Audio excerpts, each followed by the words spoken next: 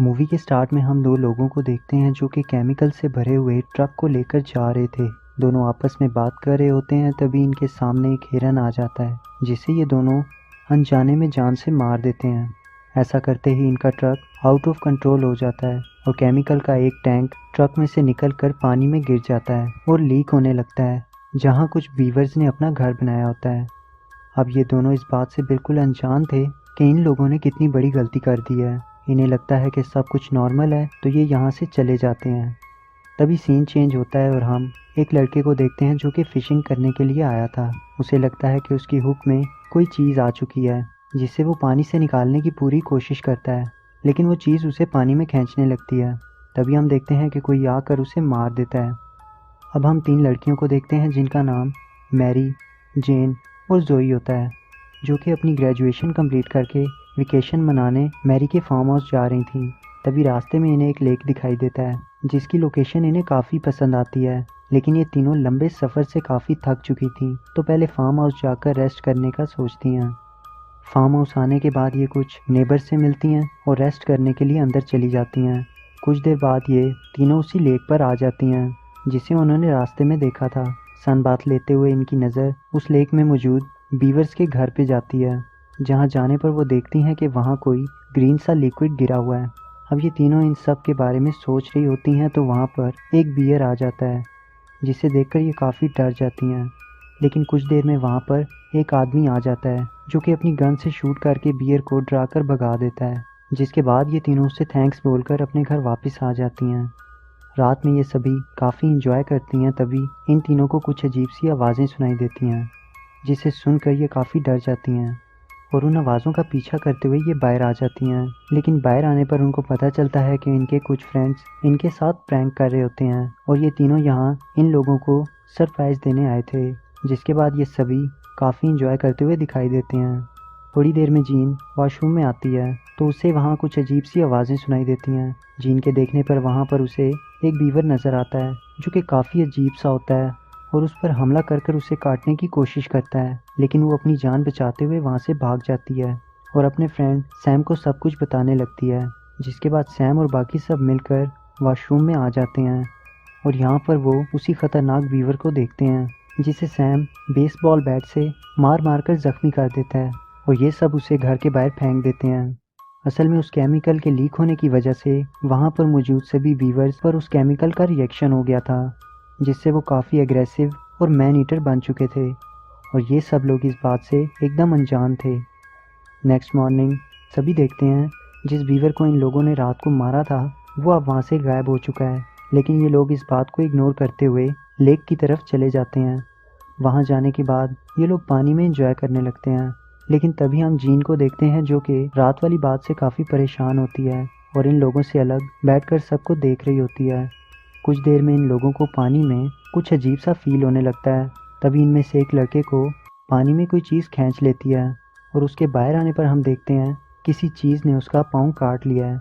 जिसके बाद ये सभी जल्दी जल्दी पानी से निकलते हैं और ये देखते हैं कि बीवर्स ने इन सबको चारों तरफ से घेर लिया है। अब ये सब देखकर जीन बहुत ज़्यादा डर जाती है और फार्म हाउस की तरफ जाने लगती है। अंदर जाकर ये हेल्प के लिए किसी को कॉल करती है, लेकिन तभी उनमें से एक बीवर आकर उसे काट लेता है, लेकिन वो उसे मारकर वहाँ से भाग जाती है। यहाँ दूसरी तरफ ये लोग अपनी जान बचाने के लिए अपने कुत्ते को पकड़कर पानी में डाल देते हैं, जिससे वो सभी बीवर्स उस कुत्ते के पीछे जाने लगते हैं और उसे मार देते हैं। इस मौके का फ़ायदा उठाते हुए ये लोग वहाँ से जान बचाकर निकल आते हैं और जल्दी से फार्म हाउस आ जाते हैं। अब ये सभी मिलकर सोच रहे थे कि इन बीवर्स से कैसे अपनी जान बचाई जाए।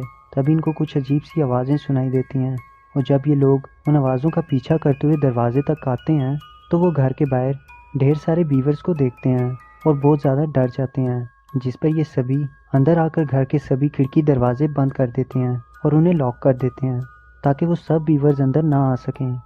अब इनके जिस फ्रेंड को बीवर ने काट लिया था उसकी हालत बहुत ख़राब होने लगती है, तो उनमें से कुछ लोग उसे हॉस्पिटल लेकर जाने का कहते हैं।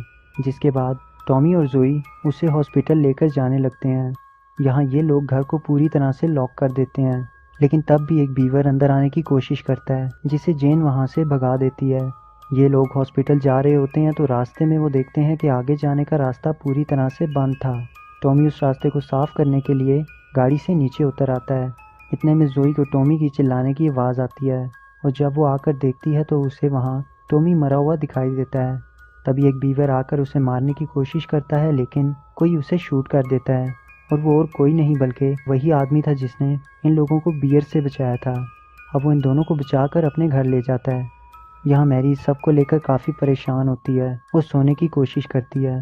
तभी हम जेन को देखते हैं जो कि वहाँ पर आ जाती है और देखते ही देखते उसके मुंह से दांत निकलकर नीचे गिरने लगते हैं और ये काफ़ी खौफनाक तरीके से बीवर में चेंज होने लगती है।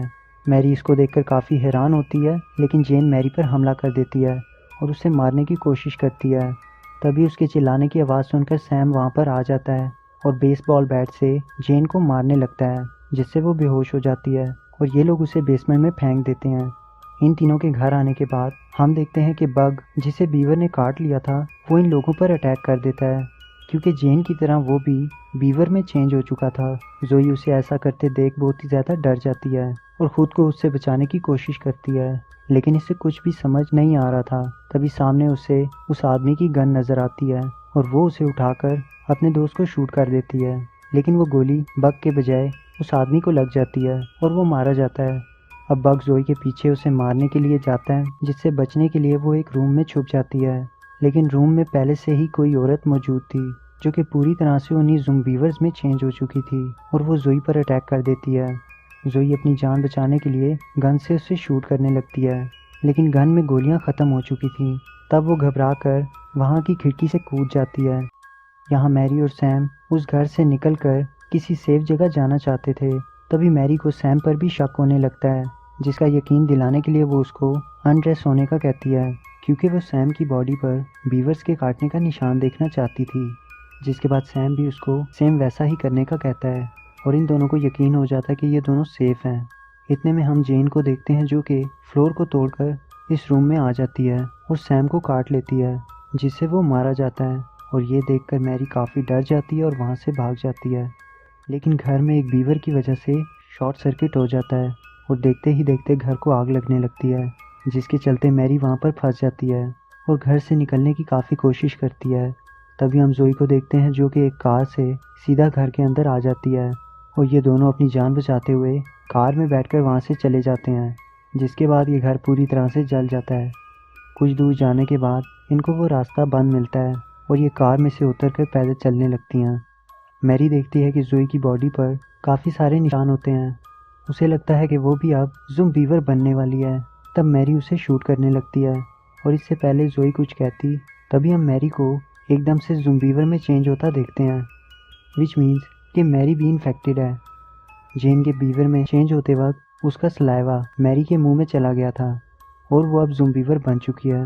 मैरी के चेंज होते ही जोई उसे एक कुल्हाड़ी से मार देती है और अकेली ही वहाँ से जाने लगती है।